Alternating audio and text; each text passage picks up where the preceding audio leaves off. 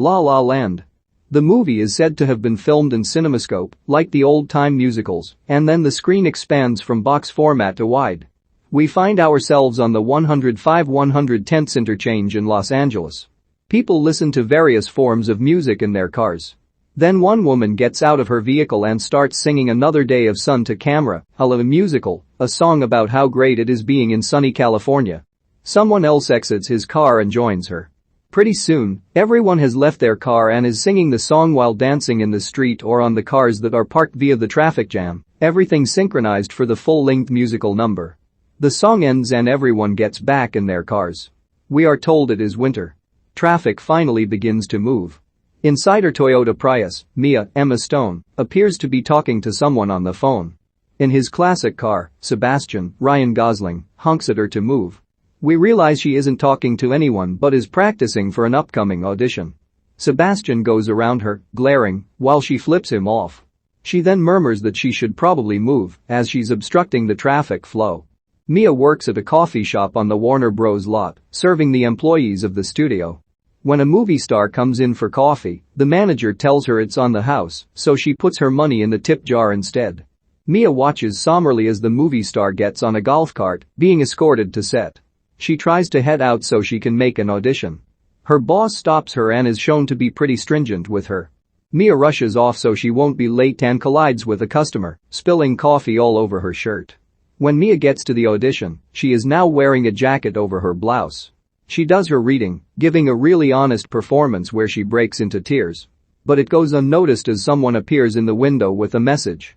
The casting directors interrupt Mia's audition while they talk to an assistant who tells them someone has called for them, which they say to relay that they'll return the call shortly. Mia is thanked even though they have neglected to watch her performance. She exits the casting office and into the waiting area where everyone looks like her. Then she gets into the elevator where two other girls look like her and are wearing similar clothes, very common in auditions since they call in girls with the same look and ask them to dress a certain way. Meanwhile, Sebastian drives his car to a parking lot. Across the street, he watches a jazz club close down.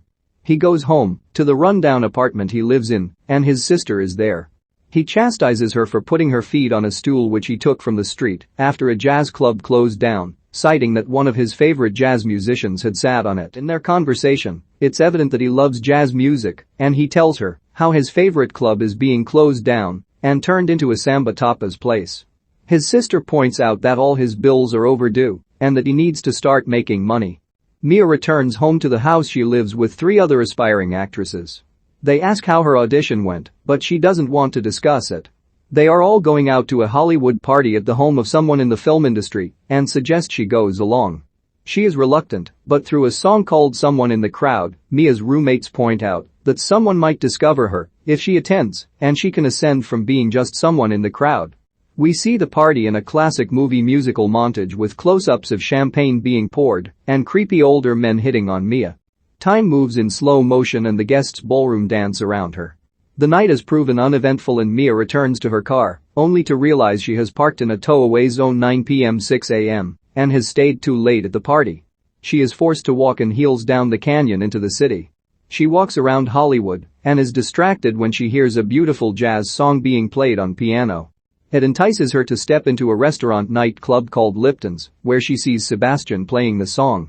We flash back to earlier in the night when he talks to the club's manager, J. Simmons in a cameo role, about whether he can do some of his choices for songs. The manager refuses. He asks if he can do one as requested, and then one of his own and is told, no. He asks if he can do two as requested, and then one of his own. The manager tells him all the songs should be as requested. So he begins to play Christmas songs, begrudgingly, as the patrons ignore him. After several holiday tunes, he begins to play his own piece. As fantasy, the lights in the club dim, and he plays the piano in a spotlight. The piece is beautiful and goes on and on. This is when Mia has stepped into the club. When Sebastian finishes, the lights go back on.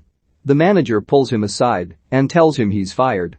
He tells him he can't fire him and that it's Christmas. The manager says, I know. I see the decorations. Sebastian tries to convince him to give him another chance but is denied. Mia watches this whole exchange. As he passes her, she tries to tell him how moved she was by his music, but he gives her a dirty look and pushes past her. This takes her aback. We're told it's now spring. Mia ends up at a pool party while an 80s cover band plays Take On Me by a-ha. Mia is introduced to a young man who is said to be a writer. He immediately goes into a spiel about how his career is blowing up and he's on everyone's radar. She excuses herself and ventures over to the band, only to see Sebastian is the keyboardist, wearing a hot red tracksuit akin to 80s fashion.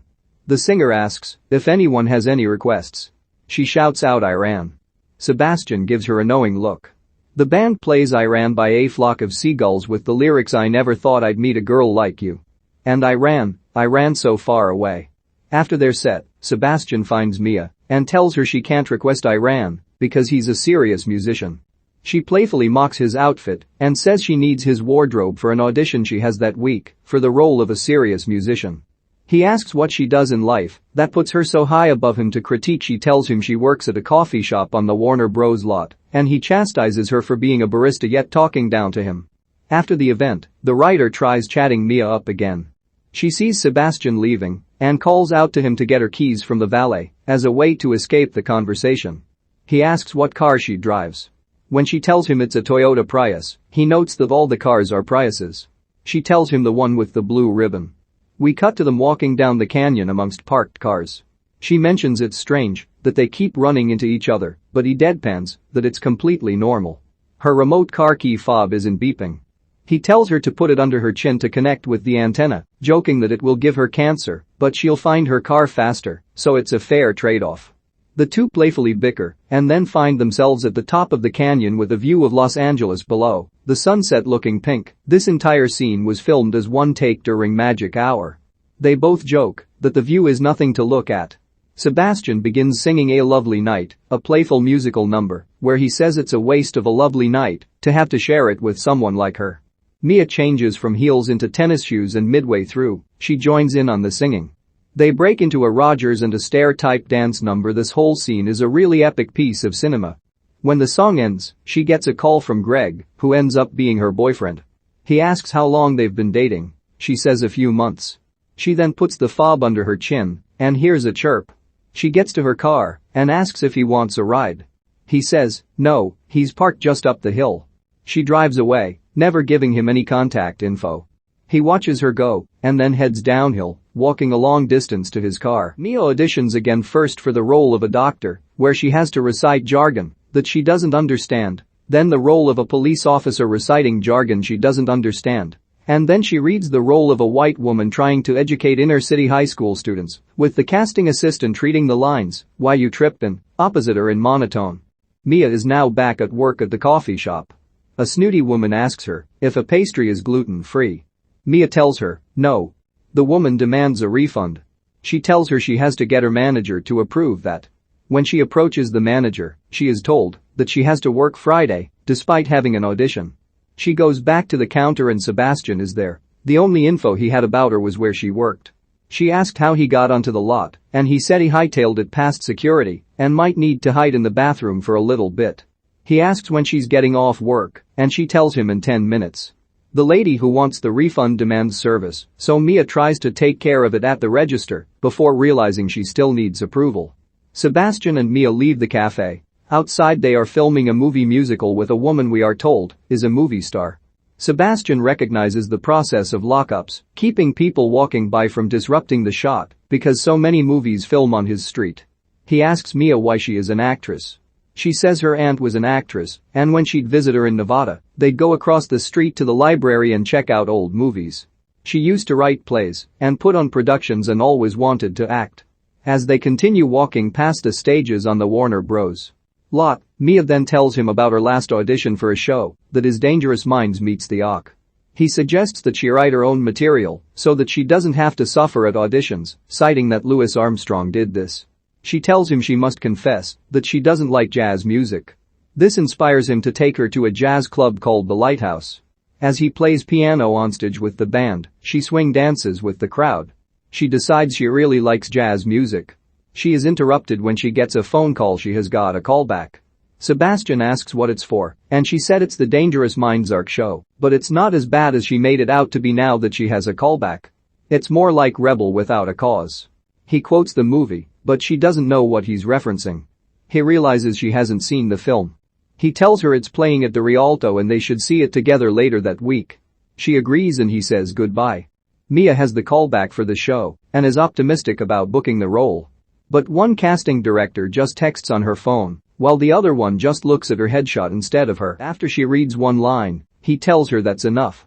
She suggests doing it a different way, but he won't let her.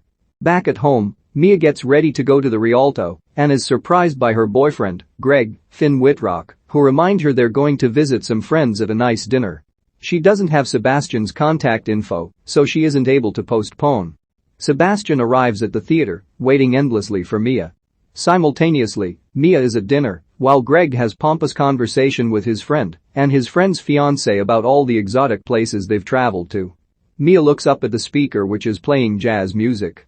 She apologizes to Greg and leaves the restaurant, running towards the movie theater in heels. The movie has already begun, and Mia can't find Sebastian in the darkened theater, so she stands up on the stage until he identifies her. They watch the movie together, with the scene at the Griffith Observatory on the screen. Their hands slowly drift closer and closer until they touch. They hold hands. He leans in to kiss her, and then the projector breaks. The lights turn on and the moment is interrupted. Sebastian has an idea for a fun alternative. The two end up at the Griffith Observatory, seated in the same spot that we had seen in the 1955 film. They venture into the gallery which they have access to somehow, even though it's closed. Sebastian sings City of Stars and they dance around, finally end up in the planetarium. Suddenly they float up to the dome ceiling which is lit up with stars and find themselves in the stars. They dance in outer space and finally kiss. It's now summer. Mia and Sebastian are now dating. She is writing a play, as Sebastian suggested. Her roommates ask for parts, but she tells them it's a one-woman show. Sebastian arrives at her home, but instead of coming to the door, he lays on his horn until she goes outside, annoying her roommates. The two go out to the lighthouse, where Sebastian plays the piano. He joins her at a table, and she asks what his ultimate goal is as a jazz musician. He tells her he wants to open a jazz club, ideally taking back his favorite one that got turned into a samba tapas place. The two are interrupted by a friend of Sebastian's, Keith, John Legend, who he had previously been in a jazz band with. Keith offers Sebastian an upcoming gig performing at $1,000 a week but he declines.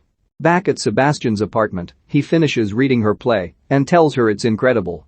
She is going to rent out a theater in town and do it as a one-woman show. She is working on a logo for his club. She wants him to call it Seb's, and he compliments that she used a music note for the apostrophe, but he is set on the name Chicken on a Stick as an homage to the jazz musician Charlie Parker, who got his nickname Bird because he loved eating chicken. She is insistent he not use that name. They eat dinner. When they're done, Sebastian sits at the piano and sings City of Stars. Mia joins in, as a duet. Later that night, Mia is on the phone with her mother. She is being asked about Sebastian and defensively tells her mom that he's going to open a jazz club but admits he doesn't have the money yet. She is insistent he is saving up though, even though this isn't actually true. Overhearing this, Sebastian is lost in his thoughts.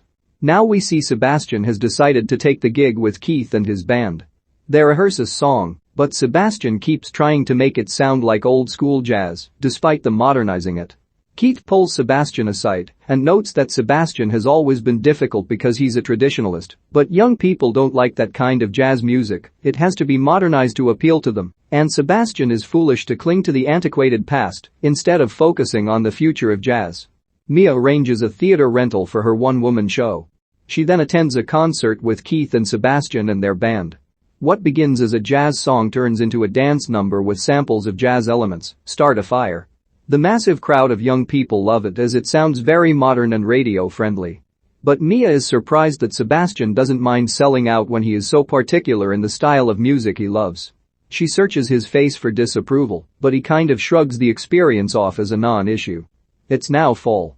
Mia drives by the Rialto, where they saw Rebel Without a Cause, and notices it's been closed.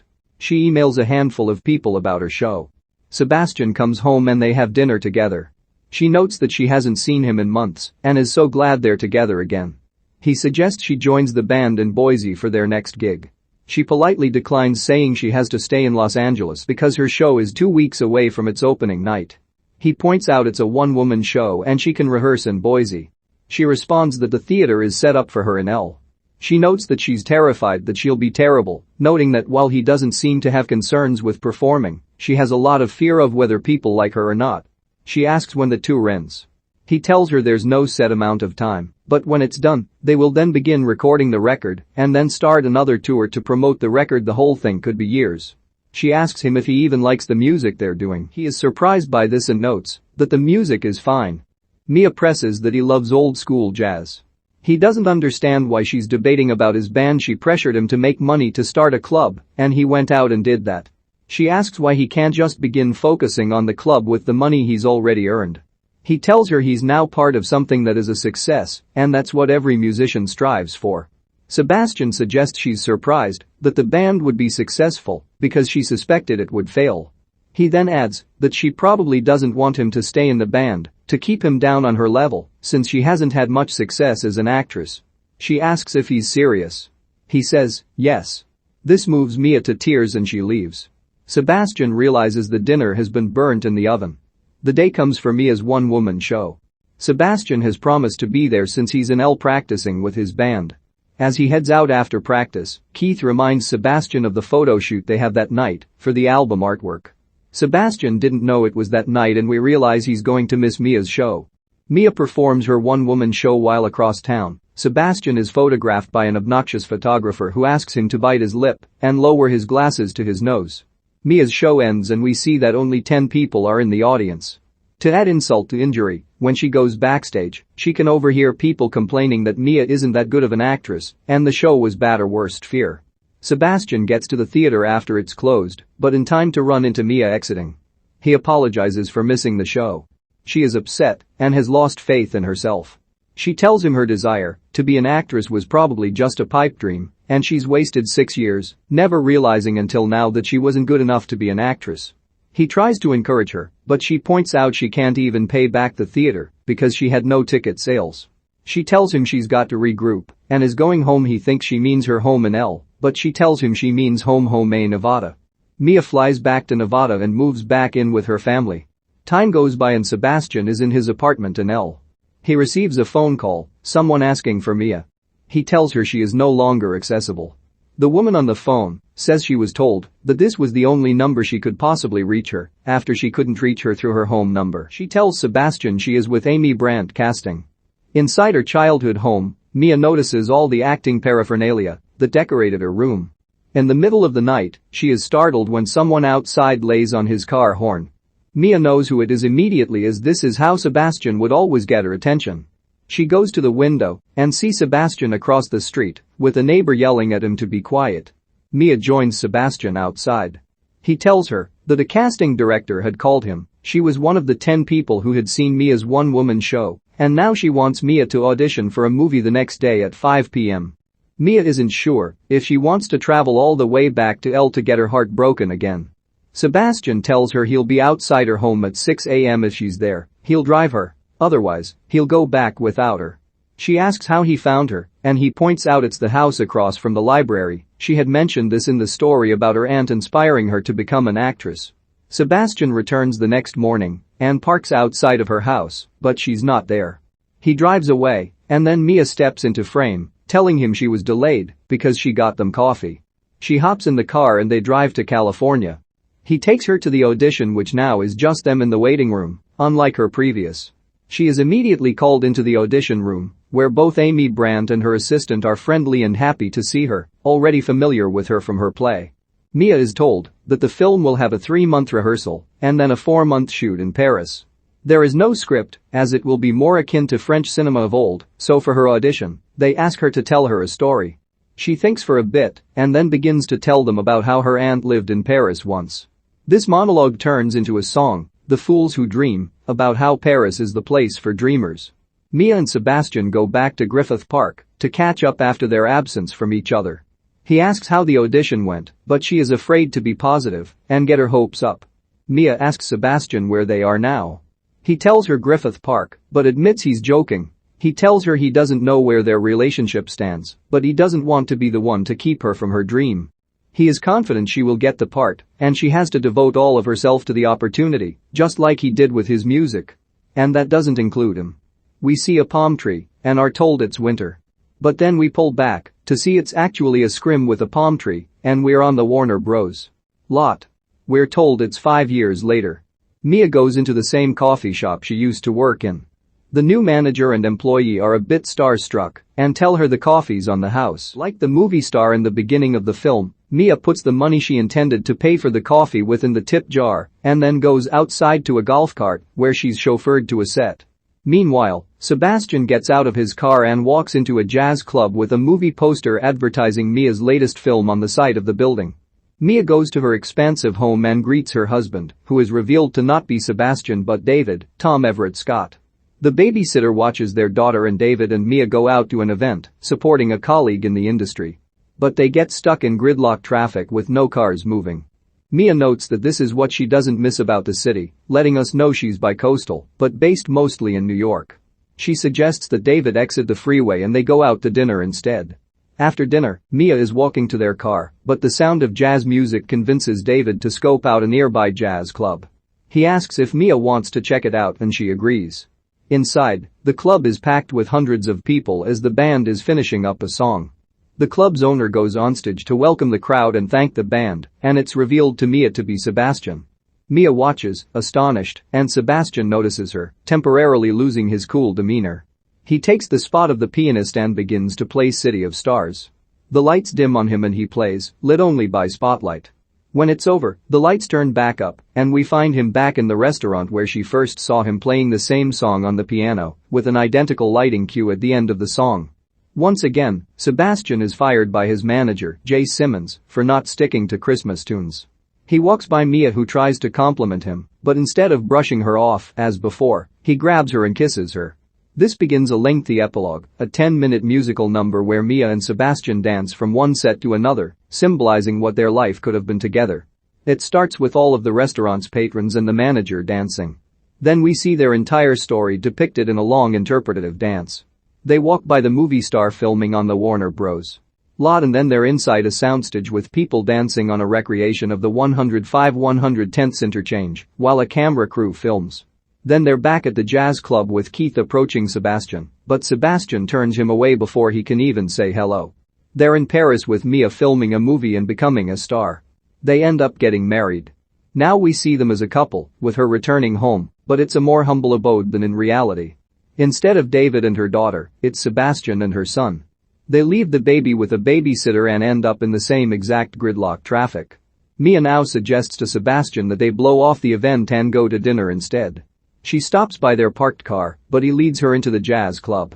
They find the same seats that Mia and David found, but now it's Sebastian next to her, while they watch a pianist play on the stage. Sebastian and Mia seem closer and more affectionate than she does with David. But then the vision ends, and she's next to David with Sebastian onstage, at the piano, it all being a fantasy that never happened. The crowd applauds, loving the song. David asks Mia if she wants to stick around for another. She contemplates the question, but then finally says no. The two exit, and she pauses at the door, seeing the club has been named after her suggestion of Sebs and Sebastian used the logo she designed with the music note for the apostrophe.